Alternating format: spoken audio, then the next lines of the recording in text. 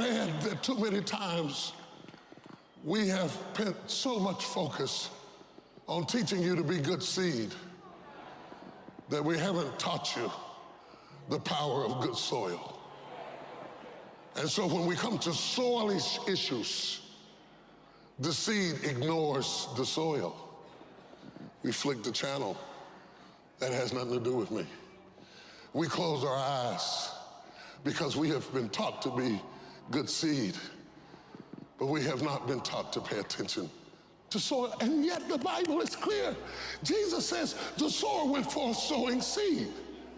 And some fell by the wayside. Some fell amongst rocks. Some fell amongst thorns. The whole text is about environment.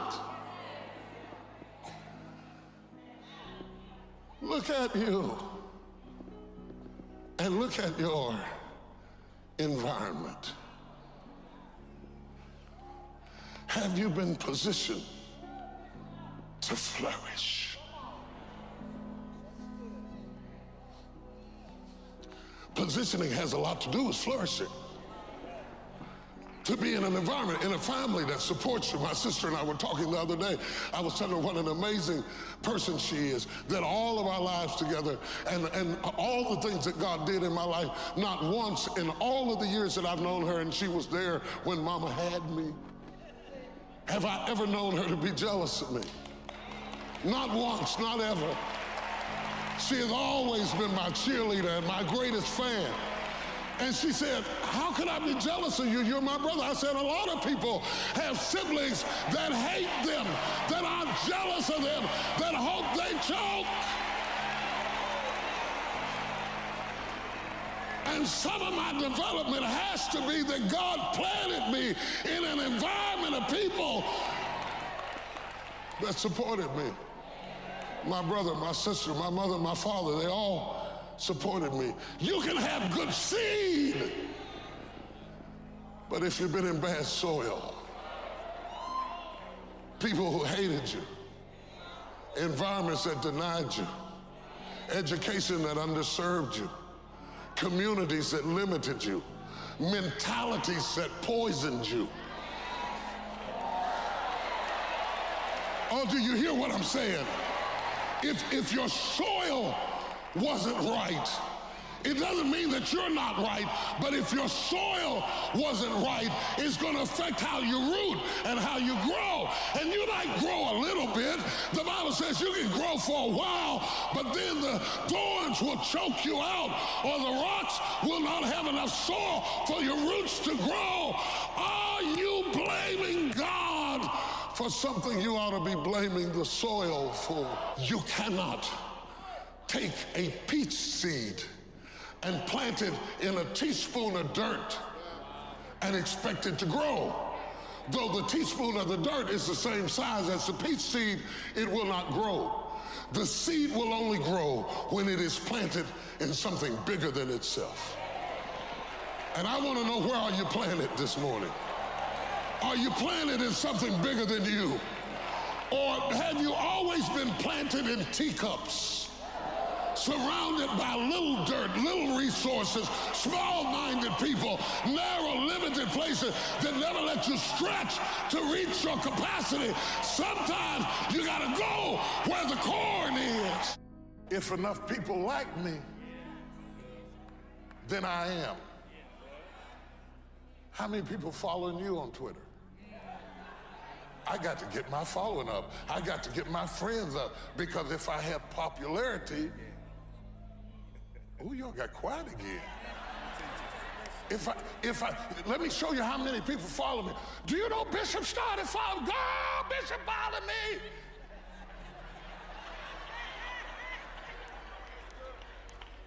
So I am because of who follows me, who likes me.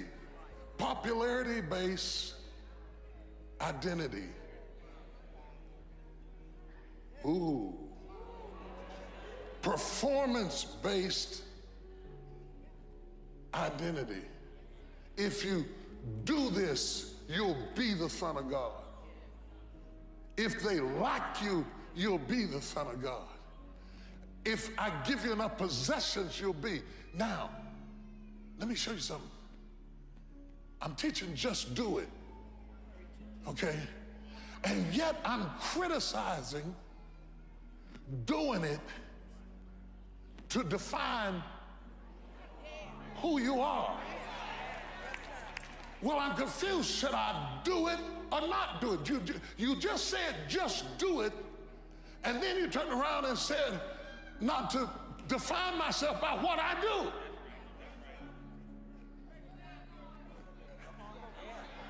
Can I critique my own text? Which way is it, Reverend? Do I do it or not do it? The problem is not about doing it, it is why you do it. What I am criticizing is putting the doing before the being, so that you think that if I do this, I will be somebody. If I buy this, I will be somebody. If they like me, I will be. You got it backwards. The people that know their God shall be and then do.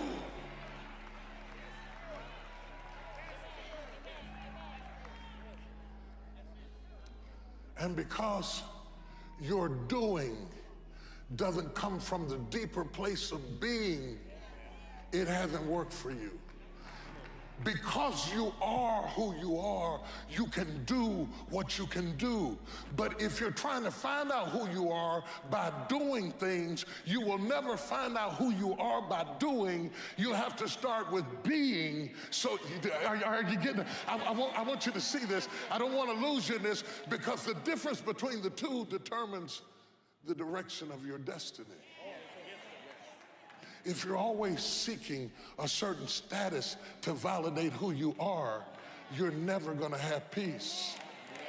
You have to know who you are, and then you can climb to the status. You can't climb up to find yourself. You have to find yourself so you can climb up. Oh God, you can't climb up to find yourself. You have to find yourself so you can climb up.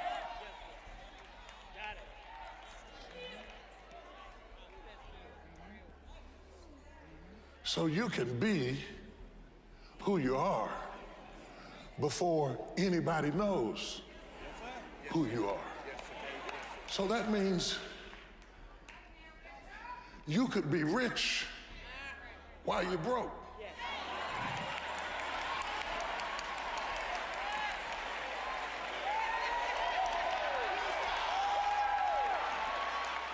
You could be healed while you're sick. You could be loose while you're bound. It does not yet appear what you shall be. It hadn't showed up what you shall be. But you got to be it before you can get it. Woman, thou art. I know it looks like you're tied up. I know you've been bowled over for 18 years. I know your conditions don't validate you, but let me tell you about who you are. You are loose. Not gonna be loose, not shall be loose. You're loosed on the inside before you're loosed on the outside. I'm delivered right now. I'm whole right now. I am it, so I can do it. I can do. Always go to something bigger than yourself. I'm wondering if you've been defeated because you have been giving yourself wholly to something that was too small to hold you.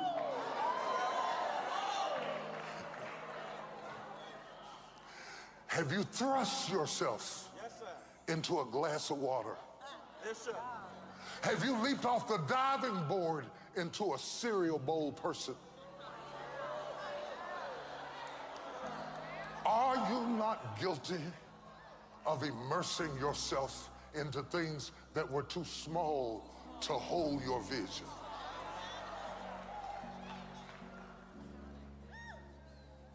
Oh my God, this is so good I'm gonna get the CD myself. Jesus sent him to throw himself into something that was bigger than his condition. And he had to go to get to it. He had to get out of his comfort zone. My problem is so many times you've thrown big ideas at small people. You've given big commitment to cereal bowl people. And you're trying to get your sight back from a source that's too small to support what you're willing to put in. Is your investment bigger than the bank? You should see the way you're looking at me. Is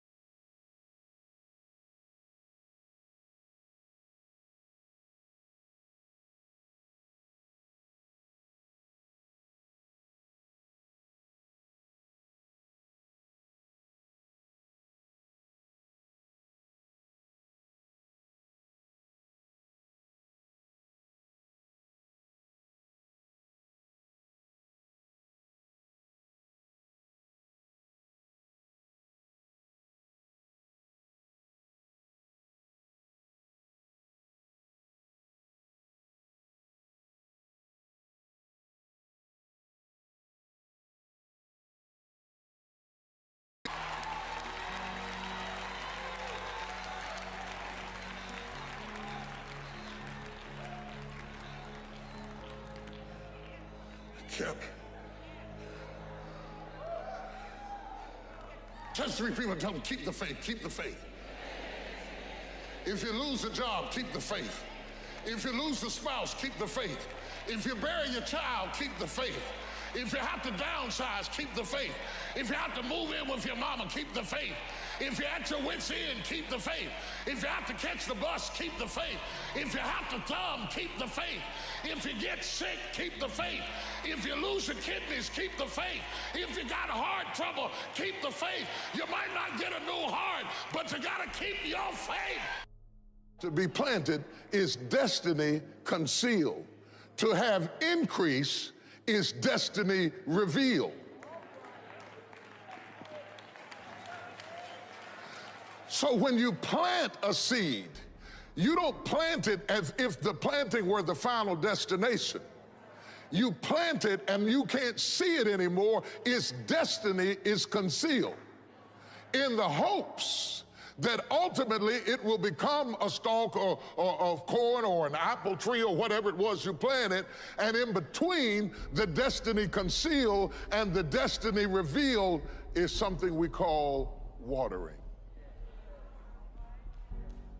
And I thought, as dynamic as the text may be, to grapple with the notion of being planted and to grapple with the notion of having increase seems totally irrelevant if we don't stop by the station of watering. Because watering is the last step before increase. It is the transition point between what is concealed and what is revealed. And without the benefit of watering, the destiny will die in the ground, never reaching its potential simply because it has never been watered. And I thought I would ask you this morning, have you ever been watered?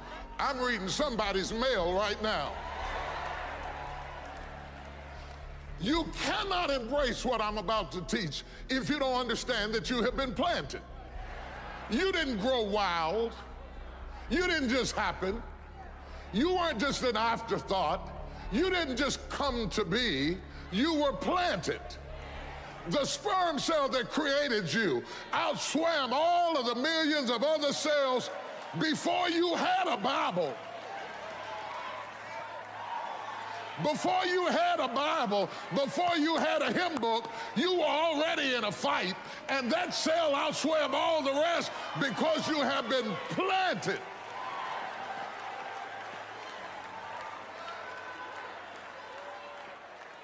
Well, I want to make the distinction about being planted because the act of planting can be confusing to the student who has not watched. Because planting looks no different from burial.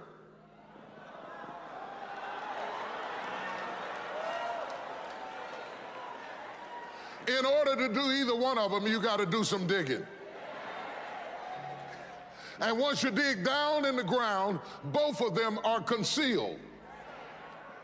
But one of them has a destiny and the other one does not.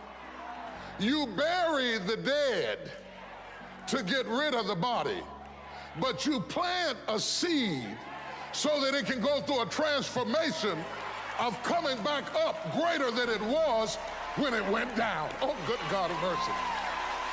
That's so good, I'm going to come over here and say it again. When you plant a seed, you're not burying it to get rid of it. You're planting it so that it can go through a metamorphosis and come back up better than it was when it went down. How many people in this room have come up better than you were?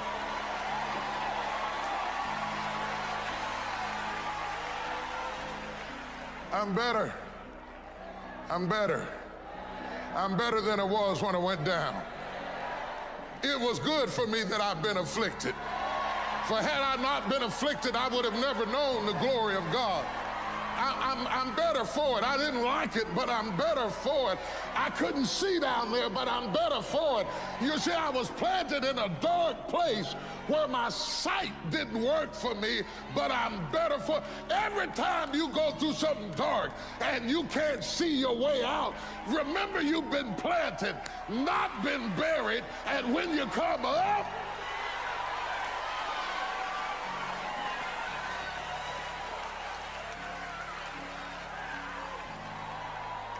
I'm coming up. I'm coming up. Brother right here on the come up. I said, brother right here on the come up. Is there any sisters in here on the come up? Are there any families in here on the come up? Are there any preachers in here on the come up? You already been through hell, already been through high water, already been planted, already been in a dark place. But just because I'm in a dark place, don't expect me to stay in a dark place. Brother right here on the...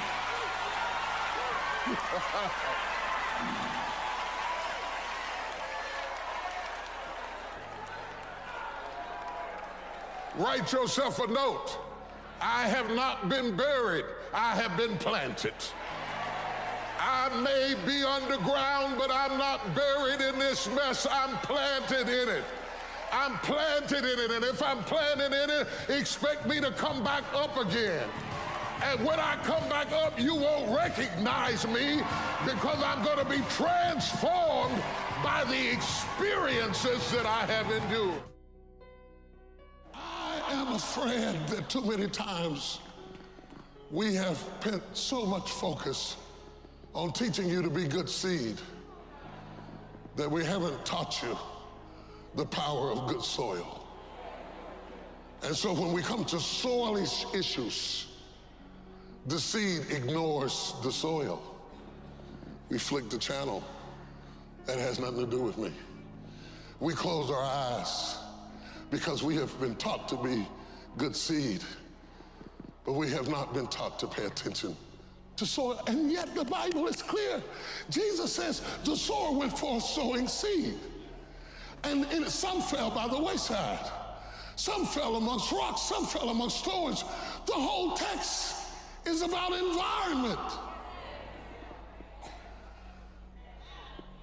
Look at you and look at your environment.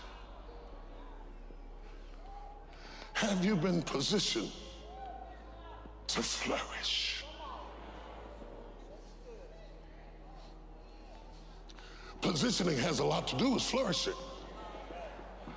To be in an environment, in a family that supports you. My sister and I were talking the other day.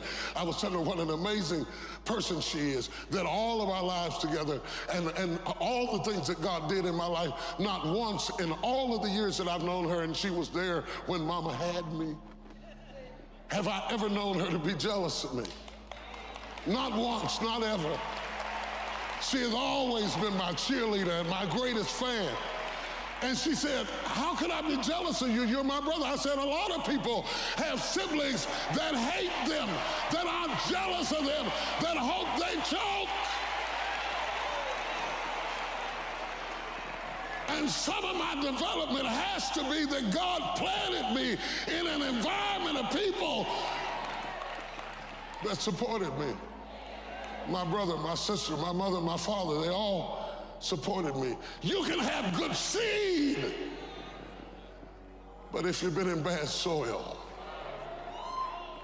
people who hated you, environments that denied you, education that underserved you, communities that limited you, mentalities that poisoned you.